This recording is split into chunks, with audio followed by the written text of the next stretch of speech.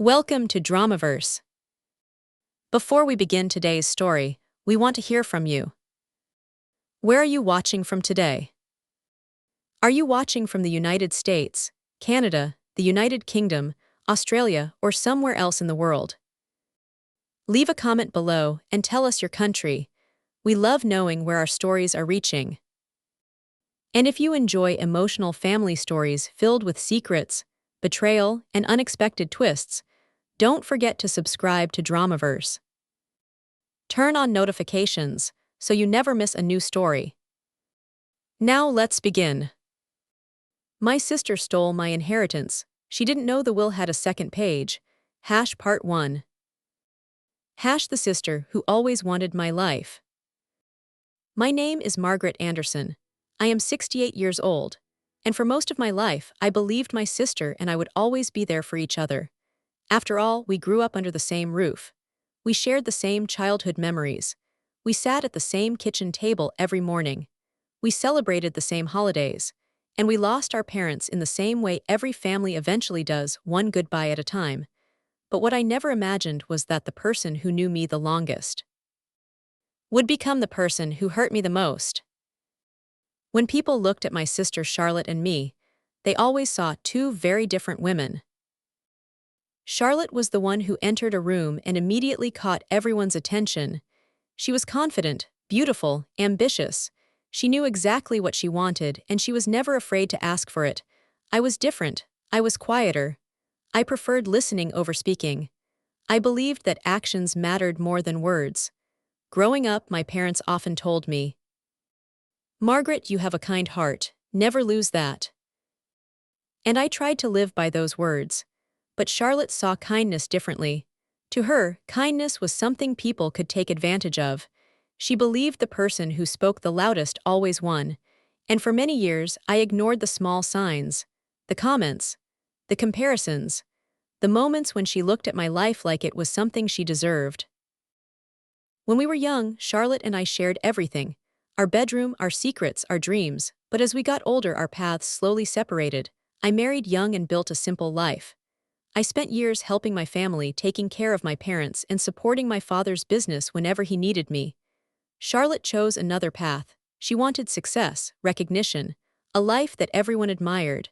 And there was nothing wrong with wanting those things. The problem was, she started believing she deserved them more than everyone else.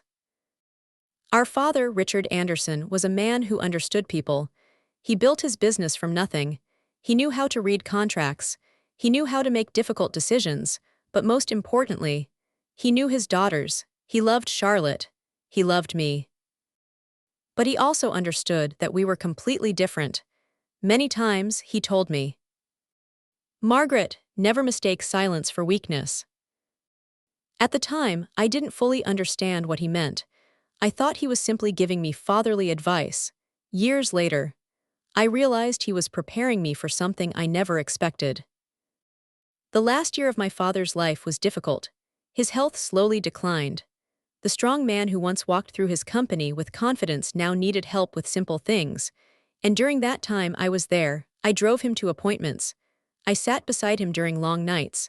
I listened when he wanted to talk about the past.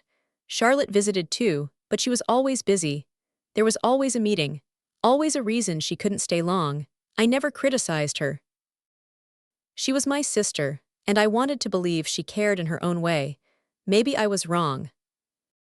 3 weeks before my father passed away, he asked me to sit with him in his study.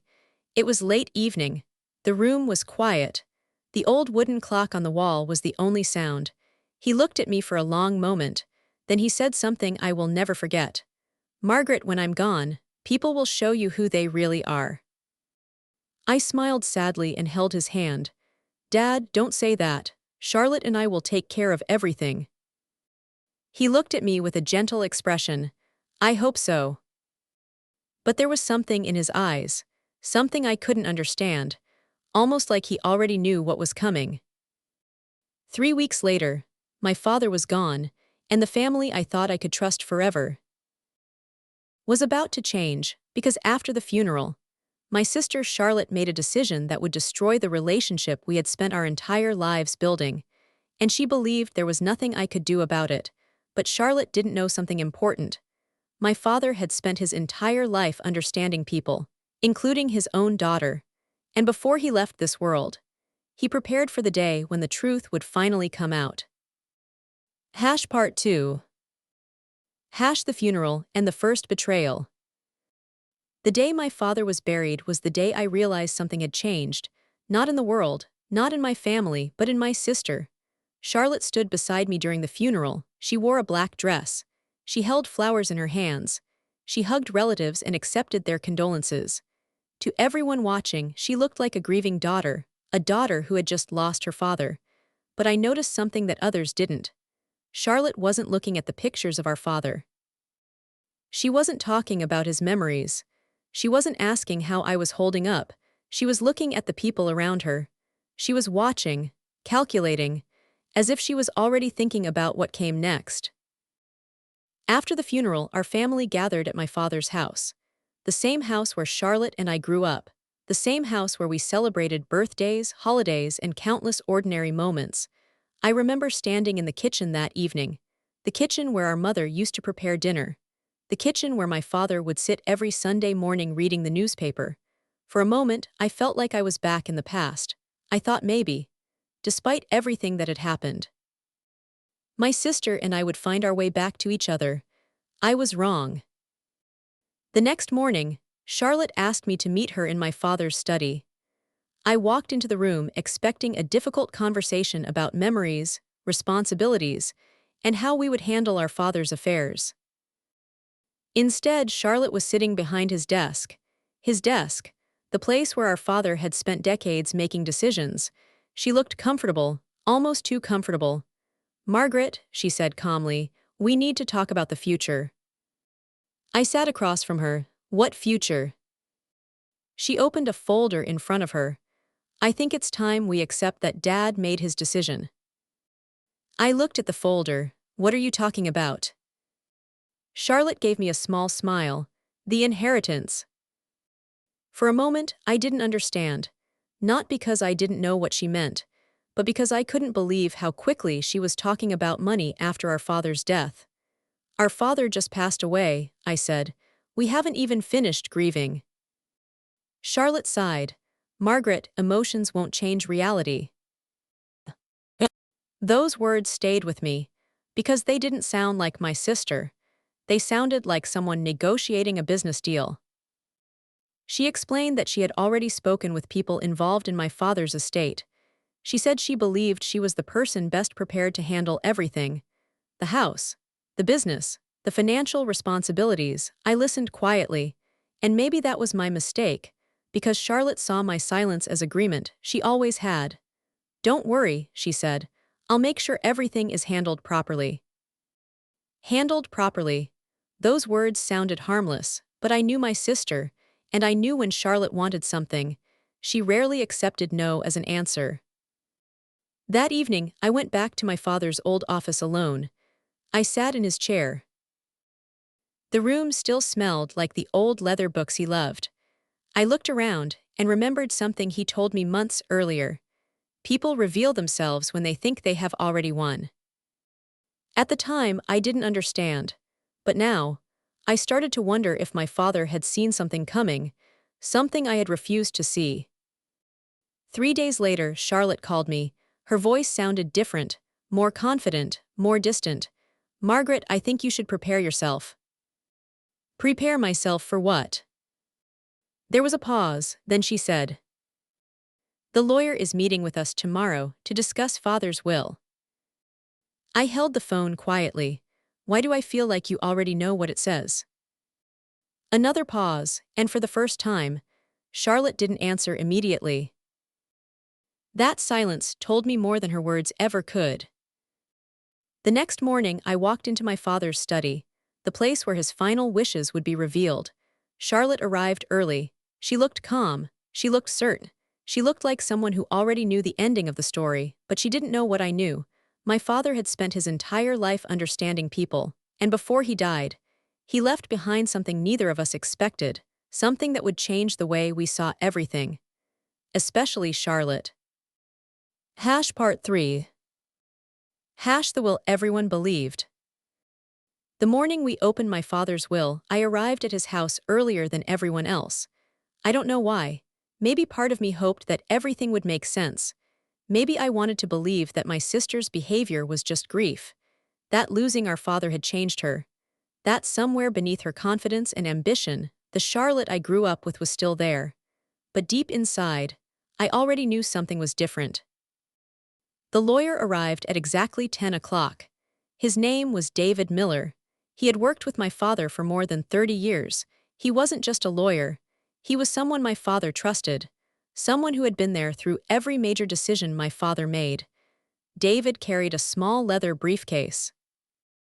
Nothing about him looked unusual, but when he walked into the room, I noticed something.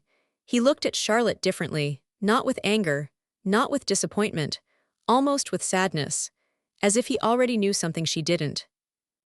We sat around the same table where our family had shared countless meals, but that day it didn't feel like home anymore. It felt like a courtroom. Charlotte sat straight in her chair. Her hands were folded neatly in front of her. She looked prepared, confident, almost excited. "Before we begin," David said, "I want both of you to understand that your father made these decisions carefully." Charlotte smiled. Of course, we all respected Dad's wishes. I looked at her, and I wondered, was she really that certain, or was she simply pretending? David opened the document. The last will and testament of Richard Anderson. The room became silent. Every word felt heavier than it should have. My father's name, his final wishes, his final decisions, the last things he wanted to say after he was gone. David began reading. My father's personal belongings would be divided between us. Family items, photographs, memories, things that had emotional value. Then he reached the section Charlotte had been waiting for, the estate, the property, the business. Charlotte leaned forward slightly. I noticed, she couldn't hide it. For her, this wasn't about remembering our father. It was about what she would receive. David continued, regarding the Anderson family residence. He paused, then looked down at the paper. The property will remain under the control of Charlotte Anderson. Charlotte smiled, a small smile, but I saw it, the satisfaction, the victory. She looked at me for a moment, almost as if she wanted to see my reaction. I gave her nothing, because I remembered my father's words. Never mistake silence for weakness. David continued. The majority ownership interest in Anderson Family Holdings will also be transferred according to the conditions stated in this document. Charlotte's expression became brighter. She thought she understood. She thought she had won. But there was something strange, something I noticed. David never said. Charlotte owns everything. He kept using careful words. Transferred according to the conditions. Under the terms stated. Following the agreement. Words my sister didn't seem to notice.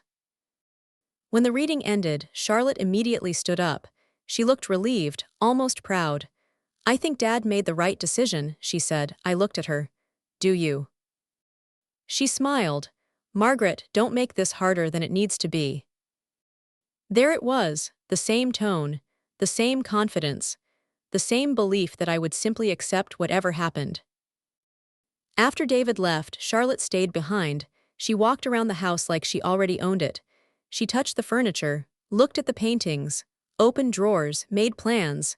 Some things will need to change, she said. I stood quietly near the doorway. What things? She turned toward me. This house, the company, the way everything is managed. Then she said something I will never forget. Honestly, Margaret, Dad knew who was capable of carrying on his legacy. I didn't answer, because at that moment, I realized something painful. Charlotte wasn't grieving anymore. She was celebrating. She believed my father had chosen her. She believed I had lost. And maybe the hardest part wasn't losing the inheritance. Maybe the hardest part was watching my own sister become someone I no longer recognized. That night, I returned home and found an old envelope in my mailbox. There was no sender, no explanation, only my name written across the front. Margaret Anderson. I held it in my hands for several minutes, because I recognized the handwriting immediately. It was my father's, and I knew one thing. Whatever was inside that envelope was something my sister had never seen. Part 4. The letter my sister never found. I stared at the envelope for a long time. My father's handwriting was unmistakable. The same handwriting I had seen on birthday cards. The same handwriting that filled the old notebooks in his office. The same handwriting that had guided me through some of the hardest moments of my life. But seeing my name written on that envelope after his death felt different. It felt like my father was still trying to tell me something important. I sat at my kitchen table and carefully opened it. Inside was a single sheet of paper, no legal documents, no complicated instructions, just a handwritten letter. At the top were 3 words. My dear Margaret. I immediately felt tears in my eyes, because I knew my father. He was not a man who wrote unnecessary words. If he took the time to leave a message, there was a reason. The letter began. Margaret. If you are reading this, then I am no longer beside you. I wish I could have protected you from every difficult moment in life. But a father cannot protect his children forever. At some point, they must discover their own strength. I stopped reading for a moment, because those words felt like he was sitting across from me. He continued. I know what you are thinking. You are wondering why things happened the way they did. You are wondering why someone you love could make choices that hurt you. My hands became still, because my father knew. He knew something was coming. He knew there would be a moment when I would question everything. The next part of the letter surprised me. Margaret, never believe that being kind means you are powerless. Your sister has always misunderstood one thing about you. She thinks because you avoid conflict, you cannot handle it. She thinks because you forgive, you forget. I read those words again, and again, because they were exactly what Charlotte had always believed. For years, Charlotte thought I was the weaker sister. She thought my patience came from fear. She thought my silence came from having nothing to say, but my father understood something she never did. Silence can be a choice, not a weakness. Then I reached the final paragraph, and that was when I noticed something strange. My father mentioned something I had never heard before: a meeting, a decision. A document, but he didn't explain. Instead, he wrote, there is something your sister does not know. Something I chose not to reveal until the right time. David Miller knows what must happen next. I froze. David, the family lawyer. Why would my father mention him? Why would he say Charlotte didn't know? The next morning, I called David. He answered quickly, as if he was expecting my call. Margaret, he said, I was wondering when you would contact me.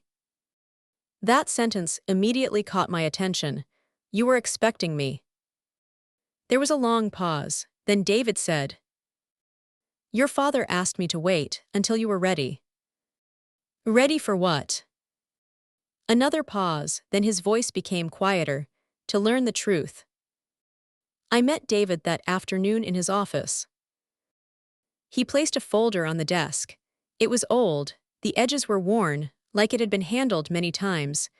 This belongs to you, he said. I looked at the folder. Why didn't my father include this in the will? David looked at me seriously.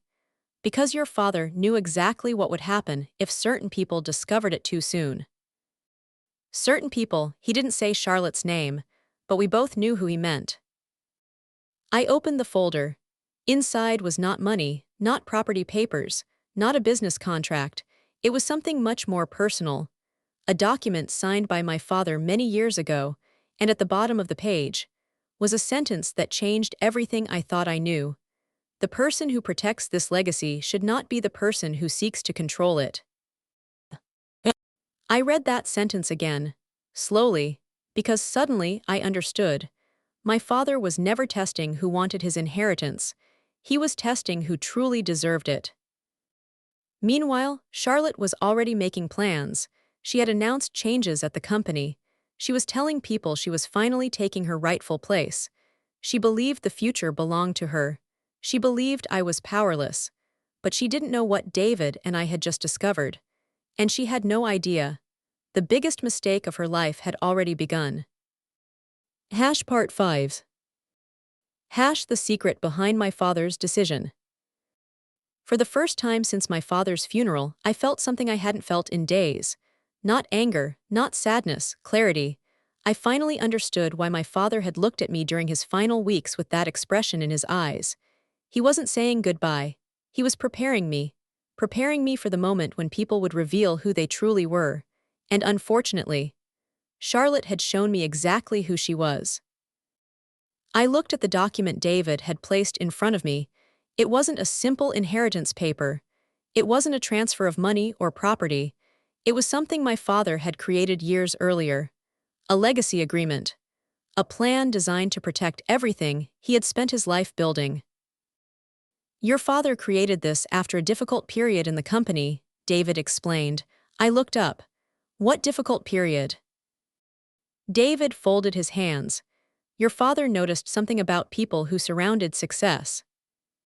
What did he notice? He looked at me.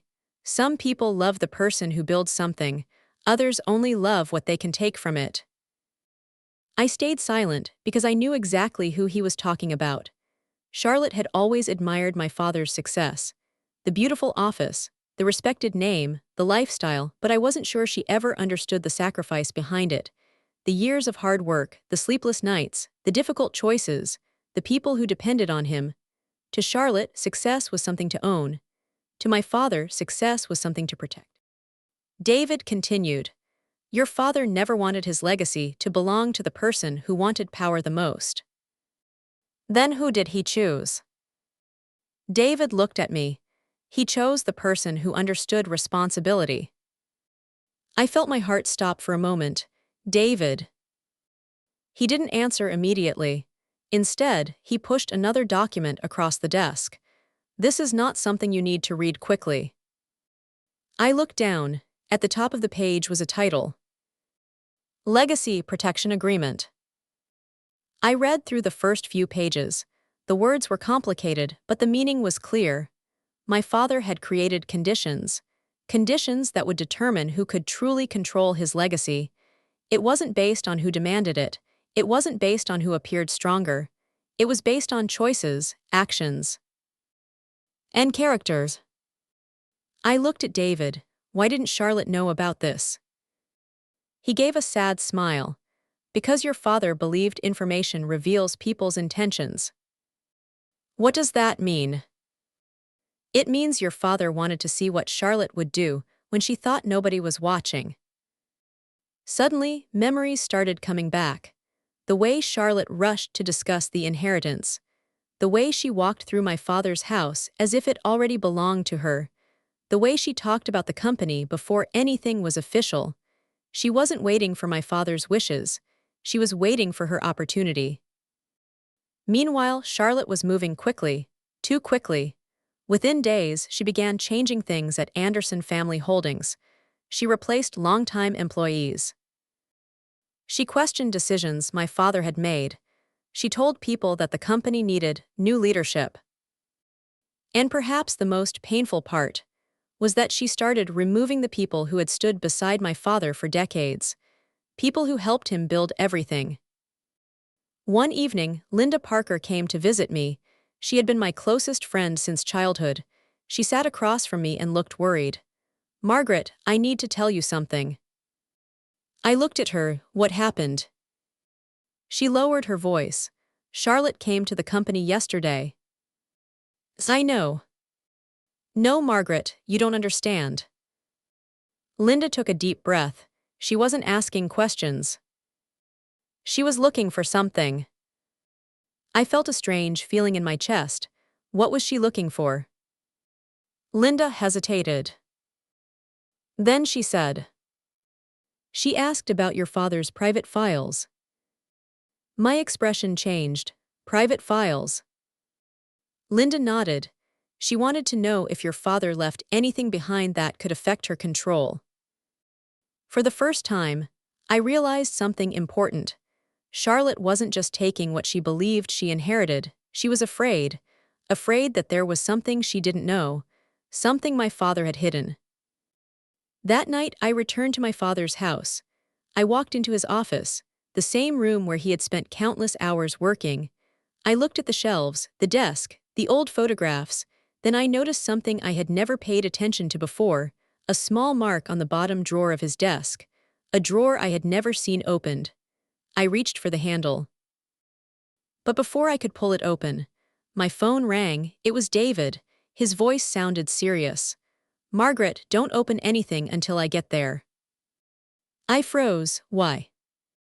There was a pause, then David said, "Because what is inside that drawer is the one thing your sister has been trying to find." Part 6. The room my sister never knew existed. I didn't touch the drawer, not because I wasn't curious. I was. More than anything, I wanted to know what my father had hidden, but something inside me told me to wait. My entire life, my father had taught me patience. He always said, "Important decisions should never be made in a moment of emotion." So I stepped away from the desk, and I waited for David. When David arrived, he carried the same old leather briefcase he had brought the day we read the will. But this time, he looked different, more serious, more careful. He walked into my father's office and closed the door behind him. "Margaret, before we open this drawer, there is something you need to understand." I looked at him. "What?" "Your father didn't hide this because he didn't trust you." He paused. He hid it because he knew exactly who would try to take it. David walked toward the desk. He reached into his pocket and pulled out a small key. I stared at it. "You had the key." He nodded. "Your father gave it to me 5 years ago." 5 years? Yes. I couldn't believe it. My father had been planning this for years, long before anyone knew there would be a conflict. David inserted the key into the drawer. For a moment, neither of us moved. Then the lock opened. Inside was a small wooden box, nothing expensive, nothing impressive, just an old box with scratches on the surface. But I knew my father. He never cared about appearances. He cared about meaning. David placed the box on the desk. "This belongs to you." I looked at him. "Why me?" His answer was simple. "Because your father knew you would ask that question." I felt tears forming in my eyes. That was my father. Even after he was gone, he still knew exactly who I was. Inside the box were several items: old photographs, handwritten notes, a small notebook, and one sealed envelope. The envelope had only one word written on it: trust. I opened the notebook first. It wasn't about money. It wasn't about business. It was my father's personal journal. The first pages described the early days of Anderson Family Holdings, the struggles, the failures, the sacrifices. But then I reached a page that made me stop. My father's handwriting became slower, more careful. He wrote, "Success can reveal people's true nature. Some will protect what they build. Others will only wait for the moment they can claim it." I closed my eyes, because suddenly everything made sense. My father wasn't afraid of failure. He wasn't afraid of losing money. He was afraid of leaving his life's work in the hands of someone who didn't understand its value. Then I opened the sealed envelope. Inside was a letter, but this one was not addressed to me. It was addressed to both of his daughters, Margaret, Charlotte together. The letter began, "My dear daughters, if you are reading this together, then I hope you have remembered that family is more valuable than anything I have built." I paused, because I knew we were not reading it together. Charlotte had already chosen a different path. The next sentence made my heart sink. "However, if one of you is reading this alone, then I fear my greatest concern has become reality." I looked at David. He looked away because he knew. My father had expected this moment. The letter continued. "Money does not change people. It reveals them. The person who seeks control before understanding responsibility is not ready to carry my legacy. I read those words again, slowly, because they weren't just advice. They were a warning my sister had ignored. The next morning, I received a message from Charlotte. She wanted to meet. I knew immediately something was wrong. When I arrived at the restaurant, she was already waiting. She looked confident. But not like before, there was tension in her eyes. Fear. "Margaret," she said, "we need to talk."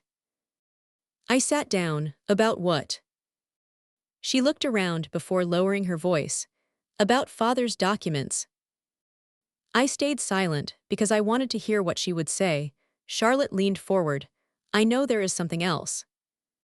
I looked at her. "What makes you think that?" Her expression changed.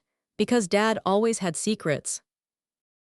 A small smile appeared on my face, not because I was happy, but because for the first time, Charlotte realized she didn't know everything. She continued, "If there is anything that affects my inheritance, I think I have the right to know." I looked at my sister, the same sister I had loved my entire life, and for a moment, I wondered if she understood what she had become. I finally said, "Charlotte, maybe the question isn't what Dad left behind." She looked at me. "Then what is the question?" I held her gaze. "Maybe the question is why you were so certain you deserved everything before you even knew his wishes." For the first time, Charlotte had no answer. She left the restaurant angry, but I stayed because I finally understood something. My father didn't leave me a weapon, he left me something much more powerful, the truth, and soon, Charlotte would have to face it. Part 7. The sister who lost everything. For the first time in many years, I stopped trying to protect my sister from the consequences of her own choices. That may sound cruel, but there is a difference between abandoning someone and allowing them to learn from their mistakes. For most of my life, I had covered for Charlotte. I made excuses for her. I defended her when people questioned her decisions, because she was my sister. And I believed family meant never giving up on someone. But I finally understood something my father had learned long before I did. You cannot save someone who refuses to see that they need saving. In the weeks that followed, Charlotte continued making changes at Anderson Family Holdings. She believed she was proving herself. She believed everyone would eventually respect her. But she made one mistake. She thought my father's success came from the company name. She never understood that his success came from the people behind it. One morning, I received a call from David. "Margaret, you need to see this."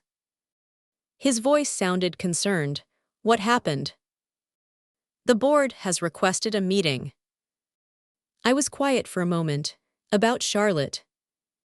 "Yes." When I arrived at the company, everything felt different. This was the place my father had built, the place where he spent most of his life. The walls were filled with photographs of the company's history, but now, many of the people in those photographs were gone, people Charlotte had removed, people who had been loyal to my father for decades. Inside the meeting room, Charlotte sat at the end of the table. She looked confident, but I noticed something. She kept looking at the other executives, waiting for approval, waiting for someone to tell her she was doing the right thing. Nobody did. The chairman of the board spoke first. "Charlotte, we need to discuss recent decisions." She smiled. "I assume you mean the changes I made." "Yes." "I understand change can be difficult, but this company needs a new direction." A few people exchanged looks. Then one of the senior managers spoke. "Change is not the problem." Charlotte looked at him. "Then what is?" He answered, "The problem is that you are changing things you don't understand." The room became silent. For the first time, Charlotte looked uncomfortable. She wasn't used to people questioning her, especially not in front of others. Another board member placed a folder on the table. "We reviewed the decisions made over the past few weeks." Charlotte looked at the folder. And the woman opened it. Several experienced employees have left. That happens in business. Not like this. She looked directly at Charlotte. Your father spent 30 years building trust. You spent 3 weeks destroying it. I watched my sister carefully. Part of me felt sadness, because this wasn't the sister I remembered. The girl who used to laugh with me in our childhood bedroom. The girl who used to hold my hand when we were afraid. She was still there somewhere. But ambition had covered her completely. Then David placed one final document on the table. Charlotte looked at him. What is that? The document your father prepared. Her expression changed. What document? I remained silent, because this was the moment she had been waiting for. The moment she believed would prove she had won. But she didn't know my father never judged people by what they claimed. He judged them by what they did when they thought nobody was watching. David opened the document. Richard Anderson created a legacy protection agreement. Charlotte immediately interrupted. That agreement doesn't matter. The will already gave me control. David looked at her calmly. The will gave you responsibility. He paused. But responsibility comes with conditions. Charlotte froze. What conditions? David looked down at the paper. The person controlling Anderson Family Holdings must demonstrate that they are protecting the company's values. Charlotte laughed. You cannot be serious. David didn't react. Your father's instructions were very clear. He began reading. The legacy should never be controlled by someone who sees it as an opportunity for personal gain. Nobody spoke, because everyone in that room understood what those words meant. Everyone except Charlotte, or perhaps she understood too well. After the meeting, Charlotte found me in the hallway. She looked angry, but beneath the anger, I saw something else. Fear, you knew. I looked at her. Knew what? She stepped closer. You knew there was something else. I didn't answer, because the truth was, I didn't know everything. I was only beginning to understand my father's plan. Charlotte lowered her voice. You let me believe I had won. I looked at her. No, Charlotte. I paused. You believed that because you wanted to. For a moment, neither of us spoke. Then Charlotte walked away, and I watched her leave, not as my enemy, but as my sister. A sister who had spent so much time trying to take everything from me that she never realized she was losing the one thing that mattered most. That evening, David called me again. There is one more thing you need to know. I sat down. What is it? His voice became serious. Your father didn't create this agreement only to test Charlotte. I felt a chill. Then why? A long silence followed. Then David said, because he knew one day you would need to make a decision. What decision? David answered quietly. The final decision, about your family's future. Part 8. The legacy my father left behind. After everything that happened, I thought I would feel happy. I thought seeing the truth revealed would make me feel victorious. But when I looked back at everything that happened, I realized something. Winning does not always feel the way people imagine, because sometimes, the person you have to stand against is someone you still love. A week after the board meeting, David asked me to return to my father's office. The same office where this entire journey began. The same room where my father spent thousands of hours building his dreams. He placed a final envelope on the desk. This is the last message your father left for you. I looked at the envelope. Another letter. David nodded. But this one was only meant to be opened after everything happened. I carefully opened it. My father's handwriting appeared once again. Margaret. If you are reading this, then you have seen what happens when people chase what they want without understanding what they are responsible for. But remember something. Your sister is not a bad person because she made mistakes. She is a person who lost sight of what truly matters. I stopped reading, because those words sounded exactly like my father. Even after everything Charlotte had done, he still saw the person beneath the mistakes. The letter continued. Never let anger become the reason you make decisions. A legacy built from resentment will eventually become another burden. Choose what protects the future, not what satisfies the pain of the past. Those words stayed with me because I had a choice. I could remove Charlotte completely. I could make sure she lost everything.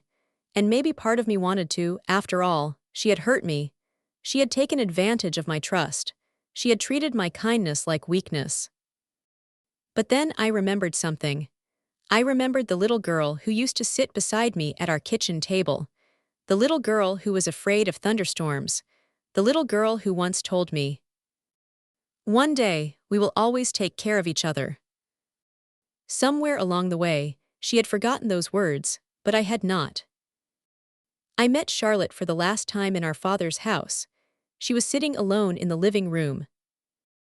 The same room where she had once walked with confidence, believing everything belonged to her.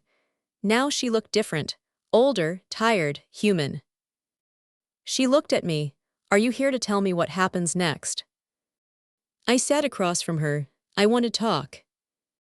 She gave a small laugh. "After everything?"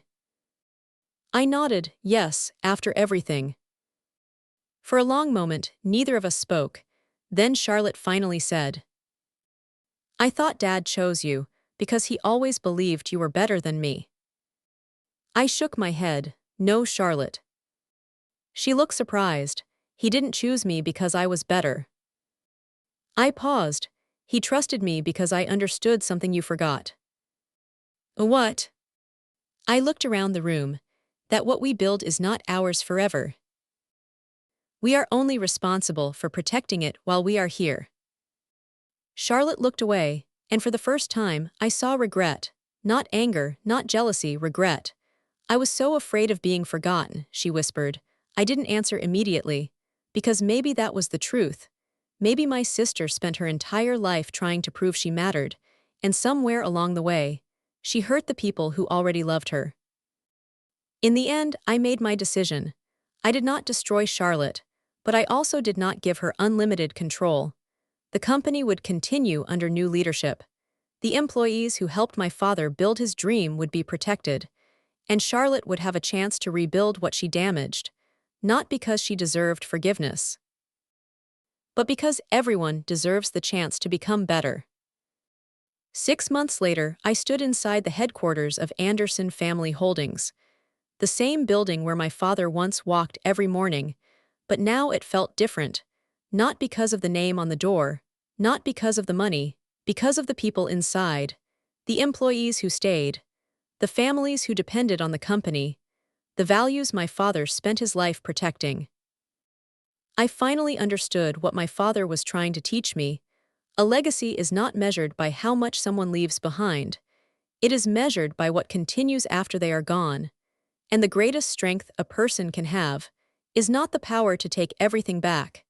It is the wisdom to know what is truly worth keeping. My sister thought she stole my inheritance. She thought she had taken my place. She thought my silence meant I had lost. But she was wrong, because silence was never my weakness.